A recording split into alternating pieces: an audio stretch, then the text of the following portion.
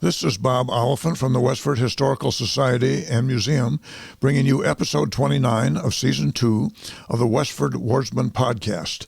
The Westford Wardsman newspaper was part of Turner's Public Spirit, a weekly newspaper in Ayer a century ago. In this episode, we'll be reading the Westford Wardsman for the week ending Saturday, July 17th, 1909.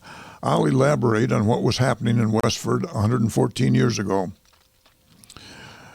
The first section in July 17th was the Westford Center section. Albert Woods had the misfortune to badly crush the fingers of his left hand one day last week. Dr. Wells has cared for the injured members. I believe this is the Albert Woods who was 13 years old at the time and probably worked on his father's farm as he was doing in the 1910 census. Deacon Andrew Wright's many friends are glad to know that he is comparatively comfortable, able to sit up a little each day. Mr. and Mrs. Henry M. Wright and son Livingston of Quincy are making their annual July sojourn at his father's Nahum H. Wright's. Mr. and Mrs. Nathan Prescott were called to West Billerica last week by the illness and death of Mrs. Prescott's mother, Mrs. Sarah M. Duran, on July 8th. The funeral was held on Sunday afternoon, and Reverend Charles P. Marshall of this town was the officiating clergyman. Mrs. Harrison B. Hall has the sympathy of her many friends for her bereavement in the death of her brother. It has here John Colburn, but it was actually William H. Colburn per his death record, of Weston. He died at the Waltham Hospital of typhoid fever. Miss Jenny Ferguson is at home from her teaching at Presque Isle, Maine, for the summer vacation. The farmers have made much of the favorable weather for haying, many of whom have finished getting the crop. The continued drought is a serious menace to the berry crop coming at just this stage. Miss Dora Hawkes of Melrose is the guest of her cousin, Miss Hazel Hartford. Miss Grace Bunce is the guest of her cousin, Miss Mary P. Bunce, at Providence Farm on Providence Road. Miss Sarah W. Loker, who also lived with the Bunce on Providence Farm, is enjoying a vacation with relatives in Vermont and was present at the recent Lake Champlain celebration. The celebration was to commemorate the 300th anniversary of Samuel D. Champlain's discovery and mapping of Lake Champlain in the summer of 1609. Champlain also mapped Saco Bay in Maine in the summer of 1609, where I have a cottage and spend most of my summers.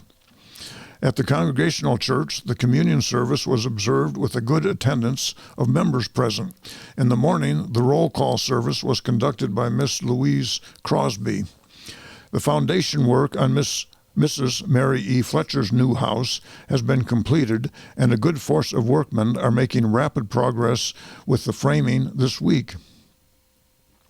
While everything is so dry, it was particularly startling to have the bells for fire ring Wednesday evening. The alarm proved to be for an overturned lamp in the house next to the post office, occupied by Patrick O'Connor, coachman for Abile Abbott.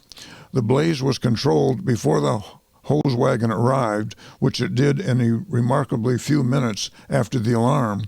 Dick Wright hurried from the Wright and Fletcher store, which is rather too close in case of fire, and did some efficient work with a hand extinguisher. Only a few months ago, considerable of a scare was caused in this same house by a chimney fire. So I believe this is the house that's just west of the Buffins on Main store, which was which is in the old Wright and Fletcher store, and the post office was also in that store at this time. The next section is the About Town section. Joseph Gorham, who works for Fred H. Shorey in Parkerville, but has a Saturday night residence in Lowell, took the electric cars with two of his children Sunday evening for Westford. Soon after leaving Brookside, he was taken suddenly ill and left the car at the waiting station at Taylor's Crossing, where, with his two children, he remained during the night. I believe Taylor's Crossing is at Samuel Taylor's house, which is his name for it because the trolley went right by there. It's at the corner. It's on Lowell Road at the corner of Brookside, I believe. When discovered Monday, it was deemed advisable to send for Dr. Wells and Mr. Shorey, who took charge of him. The oldest boy is working on the farm for Judson F. Sweetser. Charles G. Edwards has resigned as teacher of Nabnesset School on account of an appointment as station agent at Brookside, which was mentioned in last week's paper. Reverend Mr. Drummond of Littleton conducted the services at the Unitarian Church last Sunday and preached an exceptional original sermon from the words, quote, "He that hateth his brother is a murderer," end quote, which is taken from 1 John chapter 3, verse 15. The ball game last Saturday between the Westford team and a Nashua team at Lawndale Park, Nashua, was won by the Nashua team 5-3, the result of an error on the part of the Westford team. Aside from that error, the Westford team outplayed them. Friday at Lincoln, the Westford team will play the bright, aggressive, and shrewd Lincoln team, one of the best amateur teams in rural lines. Miss Nellie Coffin of Berwick, Maine, is visiting at her uncle's, Charles E. Walker, at the old Walker homestead on Main Street. Ex-Governor John D. Long and Mrs. Long and son were visitors and guests in town recently. John Davis Long graduated from Harvard in 1857 and then taught at Westford Academy from 1857 to 1859. He went on to have quite a distinguished career in politics and always loved Westford and often visited and spoke here. The next section is patriotism. The next paragraph begins, "Patriotism seems to be a live affair and something more than mere words at the Dane homestead at Long Sought Pond, with their 17th of June GAR campfire, literary, social, and musical combination, quickly followed by flag raising last week, at which Hiram Dane's grandchild, 23 months old, unfurled the Star-Spangled Banner to the breeze. Quite a gathering of believers, not only in patriotism for nation, but patriotism for the common daily duties and opportunities of life. John Grieg is a master of ceremonies in carrying produce to Boston in place of Frank E. Miller, the benefactor of road management and repairs. Abby Lewis of Denver is visiting her early associate in youthful affinities, Mrs. Samuel L. Taylor, at the old Oaken Bucket Farm, corner of Stony Brook and Lowell Road. Albert W. Decatur has gone to labor in the vineyard of Alexander Fisher. That would be up in the Westford Center, I believe. The Grange, having voted to hold out one meeting in July, the next meeting will be held Thursday evening, August 5th. Samuel L. Taylor has sweet corn silked out, waiting and sadly waiting for rain to turn it into grain. Emerson Brothers of Chelmsford played lawn tennis Saturday with Taylor Brothers in their newly reconstructed tennis court at the old Oaken Bucket Farm at 70 Lowell Road. So these are the two sons of Samuel L. Taylor that played the Emerson Brothers of Chelmsford.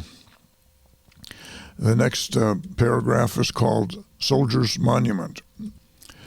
There was a small but specially interested gathering of citizens at the town hall last week Friday evening to give a free expression of sentiment in regard to the proposed Soldiers' Monument. Captain Sherman H. Fletcher called the meeting to order and presided and stated the object of the meeting. A few important considerations have been settled. First, there will be a monument. Second, it will be placed in position in the late autumn. Third, it will be dedicated on Memorial Day, 1910. Fourth, ex-Governor John D. Long will deliver the address. All this, of course, is subject to changes in the event of unforeseen contingencies. The two vital questions for the gathering on Friday evening to express sentiment on where location and inscription. On the question of location, the sentiment of the meeting was unanimous with one exception, in favor of the land seized by the county commissioners for highway purposes southwesterly of the Common, which is the little triangle where we find the soldiers' memorial today. The writer, that is Samuel Taylor, expresses the unsolicited opinion of many that for public view and harmony of surroundings, the intersection of Lincoln and Main Streets, rear of the Spanish Cannon, the gift of Governor Long, near to the library and town hall, close view from the electric cars, is the ideal place that can be defended against all other sites. The reply is not room. How is this? The Common contains over an acre of land. The triangular roadside site less than an eighth. Remove three trees at the apex of the Common. Lay out the plot for the monument with two curved gravel walks each side of the monument that center into one. Then next year, when the Common is improved with grading, walks, and shrubbery, it will be an ideal blending of the sacredness of the beautiful as well as the sacredness of the monument. To place the monument on the highway is giving the impression that there is an impractical sacredness about the Common. Howsoever, the writer is not going to harbor a sulky disagreement on the question of location, and this is the final expression, private or public. So from all that, I gather that Sam wanted the soldiers' monument to be right behind the cannon, and everybody else that was at that meeting wanted it in the little triangle where it sits today. And we'll hear more about that monument in coming weeks, I'm sure. The next section is called Road Improvement. The road department are doing a long-needed but difficult improvement on the roads at Brookside, at the junction of Plain and Brookside roads and junction of Steam and Electric roads. Owing to these combined junctions, it is difficult to make ordinary repairs stand ordinary wear, but with paved gutters and cemented cesspool arrangements, it is hoped to direct the water under the two lines of the car tracks into the Stony Brook and prevent the usual washout. Just at present, crops are whistling for water enough to prevent hoarseness. Oh, for a little water for these improvements. Heretofore, at this Brookside junction, it has been all water and no ditch, and now it is all ditch and no water. Give us a compromise. Next section is the Graniteville section. Court Graniteville, Foresters of America, held a very interesting meeting in its rooms on Thursday night. Considerable business of importance was transacted, and plans perfected for the clam bake, which will be held in the near future. The paving cutters employed at the Lewis P. Palmer quarry here had some misunderstanding with the owner early this week, and as a result, all quit work until the matter was settled. The men were out only one day when their employers reconsidered the question, with the result that no such trouble will occur in the future. It is well that the matter was settled in this way, for the out-of-town help employed here this season are of high standard, and it is hoped that they will remain here as long as the stonework continues. The members of Court Westford, MCOF, which stands for Massachusetts Catholic Order of Foresters, are now making arrangements for a red-hot ball game, a tug-of-war, and other athletic events. Refreshments will be served on the grounds. In the evening, a social dance will be held in Healy's Hall. The parishioners of St. Catherine's Church will hold their annual picnic this season, as has been the custom in former years, the date and place to be announced later. It is thought possible that the picnic may be held in Ford's Village, although Nabnasset Grove is being considered. Next paragraph is on installation. Cameron Circle, CF of A, that's the Companions of the Foresters of America, held a largely attended meeting in its rooms on Tuesday evening, the installation of the newly elected officers being the incentive for bringing many of the members out. Under the head of new business, the following officers were duly installed for the ensuing term by Miss Hannah Scully, DCC of Ayer. Chief Companion, Miss Mary Sullivan. Sub-Chief, Dora Leduc. Recreational Recording Secretary, Lena Healy. Financial Secretary, Mrs. Hannah R. Harrington. Treasurer, Mrs. Julia B. Wall. Right Guide, Mrs. Teresa Marcione. Left Guide, Mary E. Matson. Inside Guard, Minnie Ledwith. Outside Guard, Mrs. Maria J. Wall. Junior Past Chief Companion, Mrs. Peter Healy. The next paragraph is on baseball. The Iroquois Baseball Club of Lowell visited here on last Saturday and before the largest crowd of the season defeated the Graniteville Blues in a hard-fought game by the score of 9-7.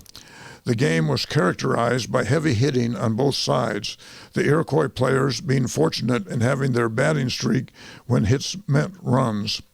The features of the game were the battery work of Riney and Hughes for the home team and the hitting of Stevens and the fielding of O'Donohue for the visitors.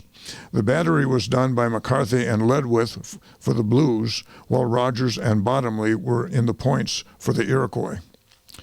The next section is the Forge Village section. John Shackleton, while at work in Abbott's Mills Saturday morning, got his hand badly injured. Dr. Sherman attended him. Mrs. Louis Hughes fell while at her work, injuring her arm so that she was unable to attend to her work for several days. Reverend Thomas L. Fisher announced at the service that there would be, this is in Forge Village, so this is the service at St. Andrew's Mission. And this Thomas Fisher is not related to the Fisher families of Westford.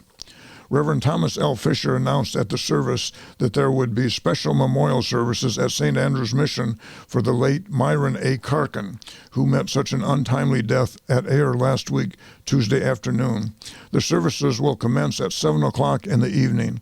All are invited to be present. The Forge Village Lions played the Pawtucket Blues last Saturday afternoon and defeated them by a score of 12-8. Weather permitting, they will play the Middlesex team Saturday afternoon, July 17th, on the home grounds. The committee in charge of the celebration here, July 5th, gave a social dance in Abbott's Hall last Saturday evening. Miss Sarah Precious, pianist, James H. Brown, violinist, furnished music for the dancing, and they all reported a very pleasant and social time. That's the news in Westford for the week ending July 17th, 1909. Thank you for listening, and thanks to Nick Woodbury of WestfordCAT for providing technical support. You can find transcriptions and podcasts from the Wardsman at our website at museum.westford.org, or visit the Historical Society's Facebook page for more Westford news from a century ago. This is Bob Oliphant, and I hope you will join us for next week's Westford Wardsman podcast. Thank you.